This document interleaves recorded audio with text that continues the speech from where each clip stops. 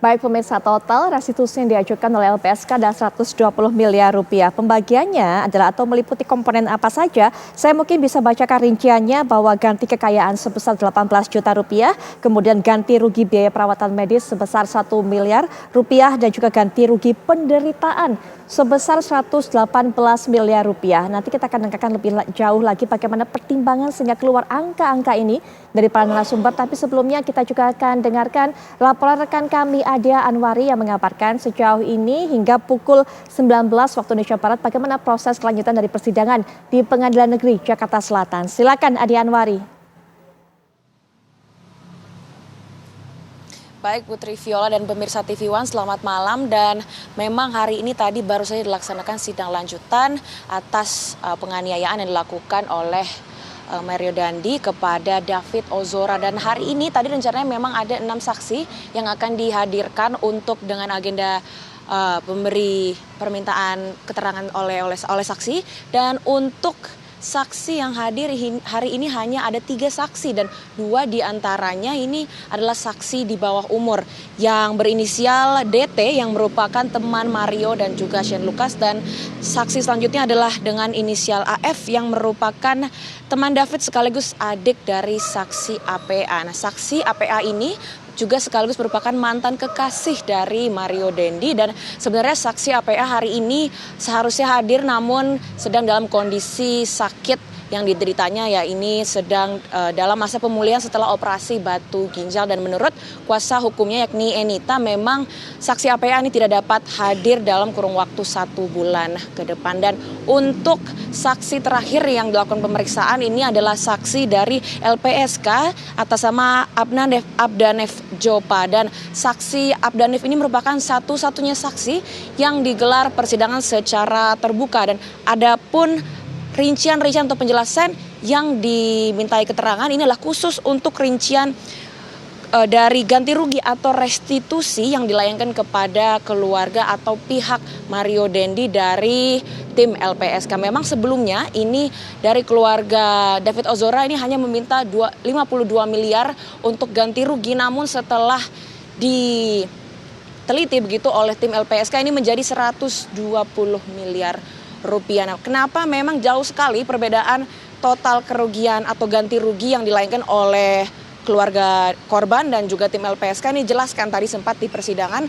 bahwasannya ada beberapa komponen, yakni dari komponen ganti rugi atas kehilangan kekayaan, perawatan ganti atas perawatan medis, psikologis dan juga penderitaan. Untuk sementara demikian, kembali ke Anda Putri. Ya, Anwari, terima kasih untuk informasi yang sudah Anda sampaikan. Nanti kita akan terus tunggu bagaimana kelanjutan dari proses persidangan ini. Selamat bertugas kembali. Dan pemirsa, saya akan perkenalkan para narasumber yang bergabung dalam perbincangan kita. Yang sudah menemani saya di studio adalah Mas Heri Firmansyah. Beliau merupakan pengamat hukum pidana. Assalamualaikum warahmatullahi wabarakatuh. Selamat malam Mas Heri. Waalaikumsalam warahmatullahi wabarakatuh. Selamat malam Mbak Putri. Selamat malam. Selain Mas Heri juga akan lebih dalam lagi memberikan informasi kepada kita mengenai pertimbangan-pertimbangan apa saja hingga keluar angka seperti itu. Kita sudah terhubung dengan Wakil Ketua LPSK yaitu Bapak Manajer Nasution. Assalamualaikum warahmatullahi wabarakatuh. Selamat malam Pak Manajer. Waalaikumsalam warahmatullahi wabarakatuh Mbak Putri. Assalamualaikum Pak Eri. Siap Bang. Pak Manajer, tadi sudah diinformasikan juga oleh rekan kami, sebenarnya ayah dari David Ozora atau ayah dari korban meminta bahwa restitusi ini sebesar 52 miliar rupiah. Tapi kemudian LPSK menilai seharusnya angkanya mencapai 120 miliar rupiah. Dan sebagian besar dari angka tersebut 118 miliar rupiah adalah mengenai ganti atau komponen ganti rugi penderitaan. Mungkin bisa dijelaskan pertimbangan-pertimbangan sehingga angkanya bisa seperti itu. Dan juga ini untuk masyarakat yang mungkin masih awam, Pak Manajer, apa sebenarnya yang dinamakan oleh ganti rugi penderitaan ini?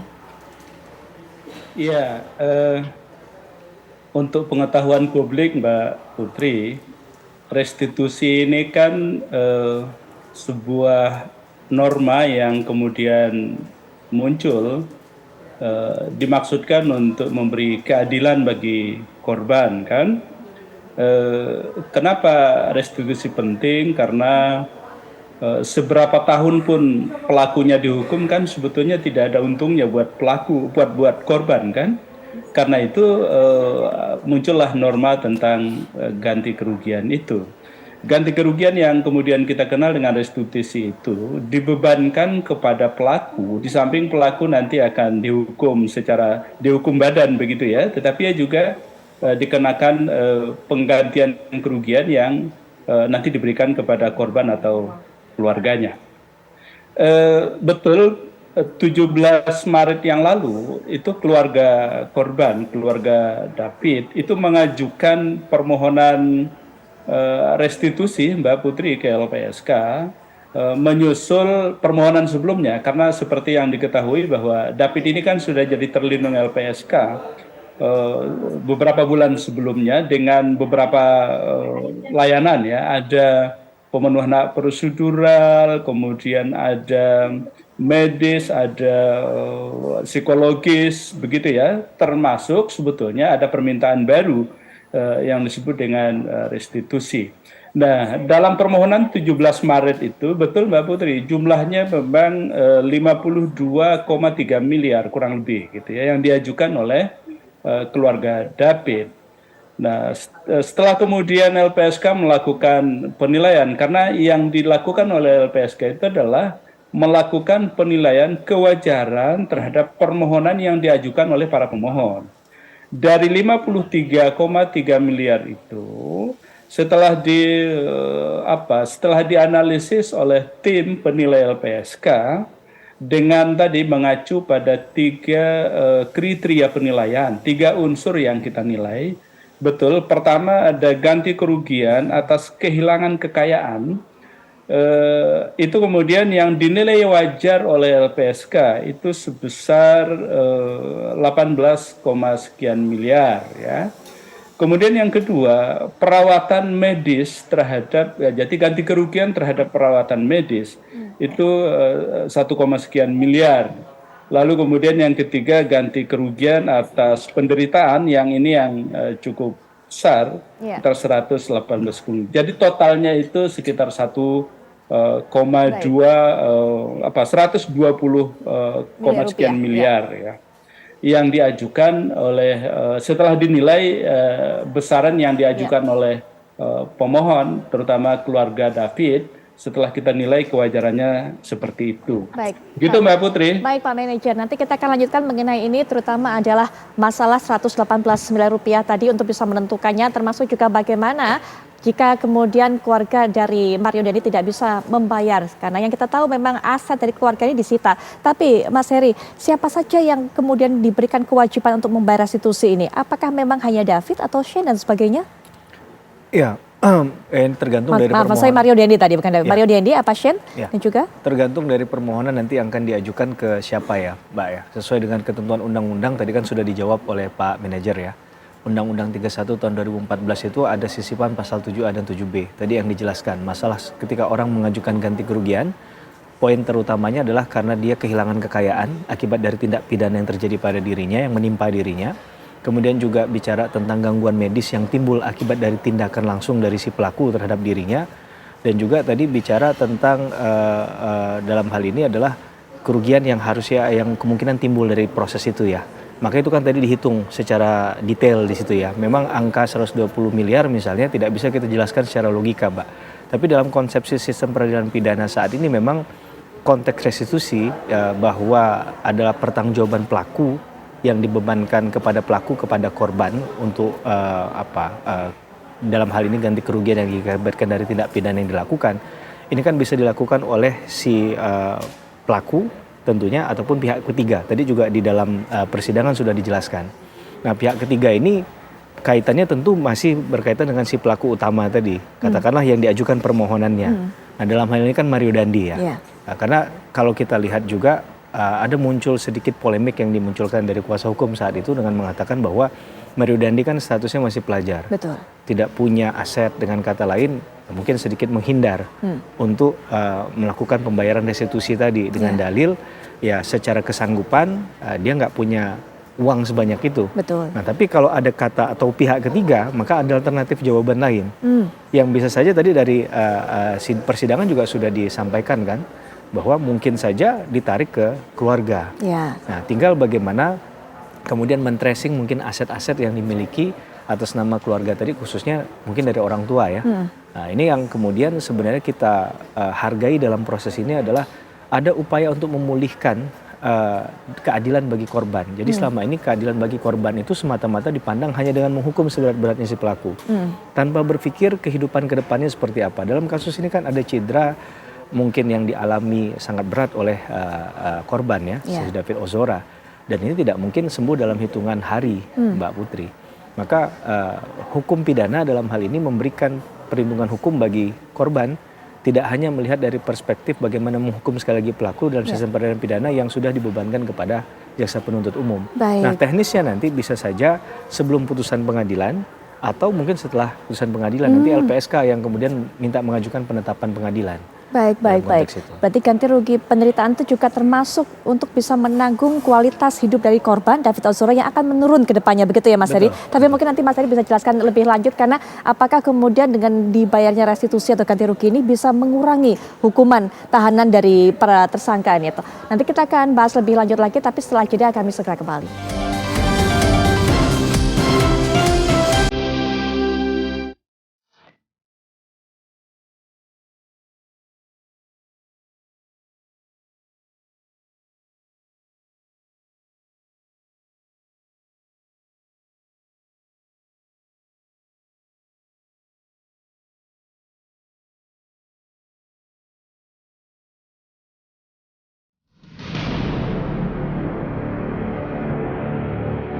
Iya, kita dari pihak keluarga meminta untuk dibacakan saja BAP konfrontir karena sudah dilakukan waktu itu di Polda, gitu. Berarti ini permohonannya sudah disampaikan ke pihak pengadilan? Nah, ini urusan dari pengacara kita. Itu sedikit, tadi kan Ardik Amanda Iya. inisial F ya, Iya. kan juga dihadirkan sebagai saksi ya hari ini. Mungkin sedikit keterkaitannya apa?